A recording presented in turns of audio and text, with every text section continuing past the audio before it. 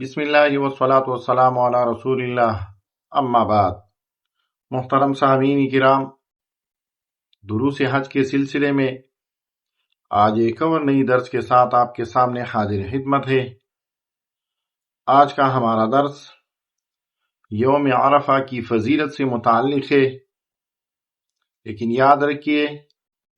یوم عرفہ کوئی عام دن نہیں ہے، بلکہ اگر میں آپ کو بتاؤں کہ آپ کو ایک ایسی دن کی فضیلت بیان کرتے ہیں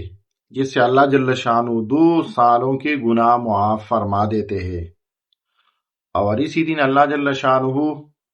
بہت سے لوگوں کو جہنم سے آزادی دلاتے ہیں۔ اسی طرح اگر ہم آپ کو بتا دیں کہ آج ہم آپ کو ایک ایسی دن کی فضیلت بیان کرتے ہیں جو دنیا کے تمام ایام میں سے ایک بہترین دن ہے، اور یہ یوم عرفہ ہے، لیکن اللہ نہ کرے اگر آئندہ سال عرفہ کا دن ہمیں نصیب نہ ہو تو ہم ان فضائل سے محروم نہیں ہوں گے، کیونکہ ہو سکتا ہے کہ یہ ہمارا اور آپ کا آخری یوم عرفہ ہو۔ لیکن آپ کو یاد رکھنا چاہیے کہ اگر آپ چاہتے ہیں کہ آپ یوم عرفہ کی فضیلت پالیں تو اس دن کی طرف خصوصی توجہ کر لیں۔ قرآن کریم میں اللہ جل شانہ نے سورہ ابراہیم آیت نمبر 5 میں اس طرف اشارہ کیا ہے، وَذَكِّرْهُمْ بِأَيَّامِ اللَّهِ۔ اے نبی صلی اللہ علیہ وسلم، ان لوگوں کو اللہ کی دن کی یاد دلاتے رہو۔ اکثر مفسرین کے نزدیک یہاں پر ایام اللہ سے مراد یوم عرفہ ہے۔ یوم عرفہ گزشتہ دروس میں ہم نے آپ کو بتایا تھا کہ عید الاضحیٰ سے ایک دن پہلے جو دن ہوتا ہے اس کو یوم عرفہ کہتے ہیں، اور یہ اسی نسبت سے کہتے ہیں کہ اسی دن حاجی عرفات کے میدان میں جاتے ہیں اور وہاں پر جمع ہوتے ہیں، اور یہ ایک ایسا دن ہے جو دنیا کے عظیم ترین دنوں میں سے ثواب اور فضیلت کے لحاظ سے ایک بہترین دن ہے۔ رسول اللہ صلی اللہ علیہ وسلم نے اس دن کی فضیلت کے بارے میں فرمایا ہے،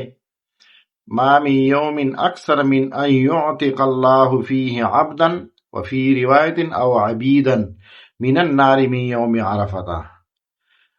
جس کا مفہوم ہے کہ یوم عرفہ سے زیادہ کوئی ایسا دن نہیں ہے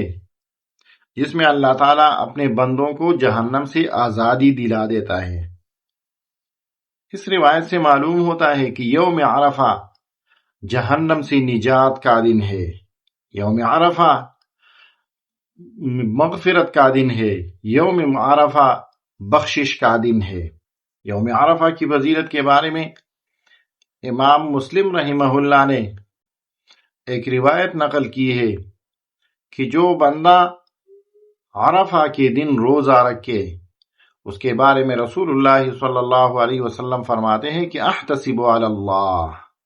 یعنی جو بندہ عرفہ کے دن روزہ رکھے گا اللہ جل شانہ اس کے گزشتہ اور آئندہ سال کے گناہ صغیرہ معاف فرما دیں گے۔ تو اس دن کی اس سے بڑی فضیلت کیا ہو سکتی ہے؟ اسی طرح رسول اللہ صلی اللہ علیہ وسلم سے عرفہ کے دن کے بارے میں یہ بھی منقول ہے کہ سب سے بہترین دعا عرفہ کے دن کی دعا ہے، یعنی اگر آپ چاہتے ہیں کہ آپ کی دعا قبول ہو، آپ کی دعا فضیلت والا بن جائے، تو اسی دن آپ کو کثرت سے دعائیں مانگنا چاہیے، کیونکہ اسی دن اللہ جل شانہ اپنے بندوں کی دعائیں قبول فرما دیتا ہے، اللہ جل شانہ کی رحمت نازل ہوتی ہے،